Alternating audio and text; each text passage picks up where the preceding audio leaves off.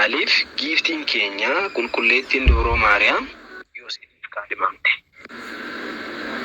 Maaliifidha? Sababiin isaa maaliif ture? Yoosifiif kaadhimamuu ishee maaliif barbaachise? Kan jedhutu ilaalla jechuudha. Egaan kaadhimamuun namoota baay'ee iddoo baay'eetti namni baay'ee gara barbaadetti hiika jechuudha. Gara fedha isaattidha kan inni hiiku jechuudha. Garuu gara fedha isaa keenyaatti osoo hin taane akka fedha wangeelaattidha. Fedha keenya osoo hin taane, fedha keenya mataa keenya osoo hin taane, kan ilaallu osoo hin taane isa wangeelli jedhee dhaga'uutu nurra jiraata. Isa wangeelli jedhee sana hubachuutu anaaf isa irra jiraata. Malee fedha keenya waan barbaanne jijjiirree waan barbaanne goone fudhachuun nurra hin jiraatu jechuudha. Wangeelli kan jedheen bulla, wangeelli kan jedheen deemna gadi ta'eedhaaf jechuudha. Kanaaf Yoosef durbee Maaramiidhaaf kaadhimamuun isaa akkuma dheengadda barannee eeguudhaaf, tiksuudhaaf kan inni kaadhimamedha. Kaadhimuun immoo bakka baay'eetti hiikama. Kaadhimuu akka biyya lafaatti osoo hin taane, akka biyya lafaatti shamarreen tokkoof dhiirri tokko kan waliin kaadhimmatanii qubeelaa godhatanii gaa'ila gaggeeffatanidha biyya lafaatti. Akka samiitti yookaan akka wangeelaatti immoo kaadhimuu jechuun eeguu, tiksuu, wangeela labsuudhaaf kaadhimamuu, barumsa barachuudhaaf kaadhimamuu, hojii hojjechuudhaaf kaadhimamuu, Kiristoosiidhaaf kaadhimamuun jira jechuudha. Akka wangeelaatti. Kanaaf iyyuu durbeen Maaramii maaliif kaadhimamte? Badiisa addunyaa kana itti dhufee ture. Garbummaa waggaa meeqaa sana nurraa balleessuuf, nurraa kaasuuf durbeen Maaramii Yoosefiif kaadhimamuun isheedhaaf barbaachise. Yoosefiin durbee Maaramiidhaaf kaadhimamuun kanaafidha kan inni barbaachise. Egaan maaliif giiftiin keenya Yoosefiif kaadhimamuu dandeesse kan jedhu jalatti qulqulluu Yoosef biyya Naazreetitti hojii ogummaa mukaa hojjechuun kan beekamu ture. Dubbannee turre. Yoosef daldalaa fi biyya fagoo deemee hojjetee deebi'a ennee barannee turre. Yoosef biyya Naazreetitti hojii ogummaa hojjechuun kan beekamudha.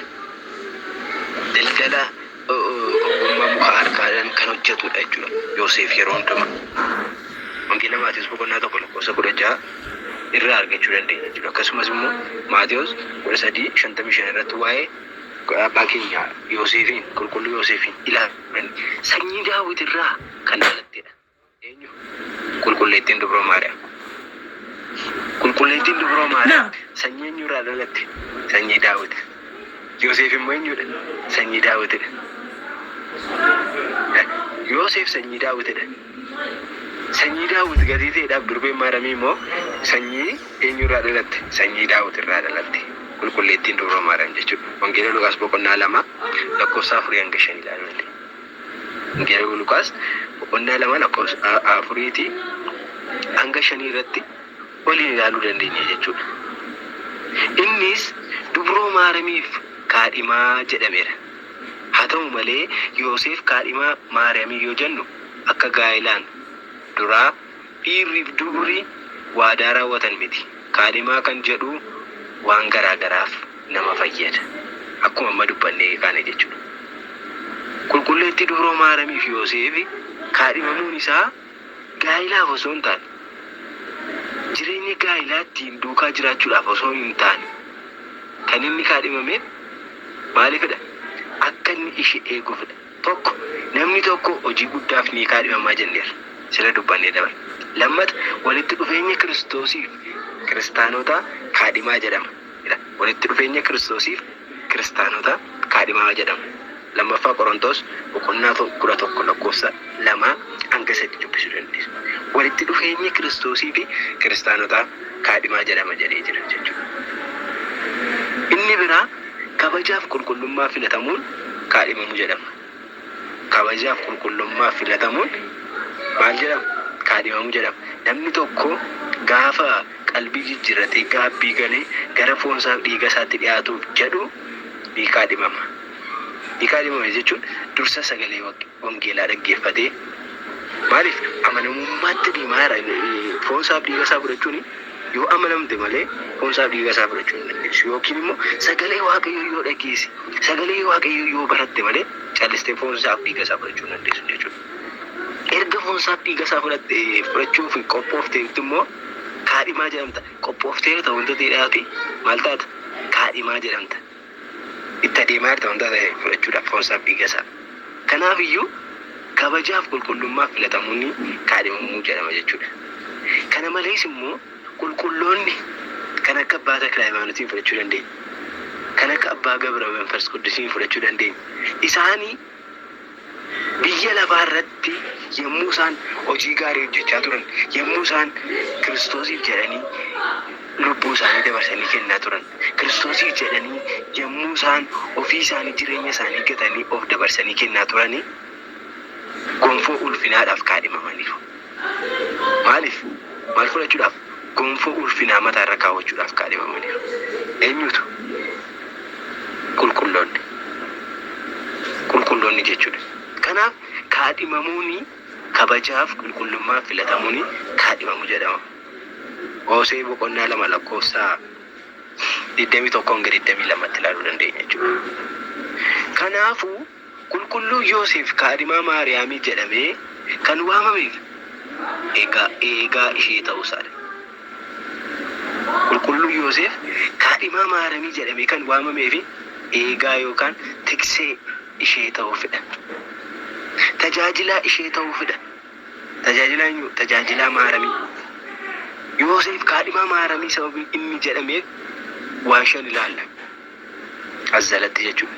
Maal inni eegaa ishee akka inni ta'uuf inni eegaa eenyu? Eegaa dubree Maariyaamii. Tajaajilaa eenyu? Tajaajilaa dubree Maariyaamii akka inni ta'uudhaaf. Bultoo Waaqayyoo gatii ta'eef. Dubreen Maariyaamii bultoo Waaqayyoo gatii taateef. Garaa ishee maal godhatee dhufe keessa bulee? Teessoo godhatee keessa bulee anaaf isiniin fayyisuuf keessa taa'eera wanta ta'eef. Kanaaf iyyuu akkuma anaaf isin mana qulqullummaa saadhannee tajaajilu, mana qulqullummaa saadhannee eegnu, mana qulqullummaa saadhannee mana isaa keessa qulqulleessinu tajaajilaa isaa taanee dubreen Maariyaamii teessoo gooftaa gatii taateef, dubreen Maariyaamii teessuma gooftaa gatii taateef, bultoo Waaqayyoo gatii taateef tajaajilamuu qabdi moo tajaajilamuu qabdi? Tajaajilamuu qabdi. Kanaaf kan namni tajaajilu ishee barbaachisa jechuudha. Waaqayyoo dursee dubbateera. Dubbanneerra dheengadda. Akkatti Yoosef dubree Maariyaamii fudhatee gale. Akkatti Yoosef dubree Maariyaamii gara mana isaatti fudhatee deemeef ilaallee turre jechuudha. Zakkaariyaas akka inni itti ilaale. Kadhannaadhaan mul'ataan Kiristoos ergamaa isaa ergee Zakkaariyaasitti akkuma mul'atee itti hime Yoosefitti laatameen ta'e dubreen Maariyaamii akka ishee eegamtu taate jechuudha. Luboonnis kan isaan itti laatan akka inni eeguufidha. Eenyuun? Dubreen Maariyaamii akka inni eeguufidha jechuudha. Kanaaf iyyuu Yoosef kaadhimaa Maariyaamii sababiin inni jedhameef shan ilaalla. Qabadha. Tokko, Yoosef sanyii Daawitidhaati. Kiristoos karaa Yoosefiin akka lakkaa'amuufidha. Wangeela Maatewos boqonnaa 1 lakkoofsa 16. Wangeela Maatewos boqonnaa 1 lakkoofsa 16 ilaaluu dandeenya. Yoosefi sanyii Daawitidhaati. Kiristoosiin karaa isaa akka lakkaa'amuudhaaf. Karaa eenyu? Karaa Daawitiin yookaan karaa Yoosefiin. Sanyii Daawit gatii ta'eedhaaf jechuudha. Eenyutu? Yoosef.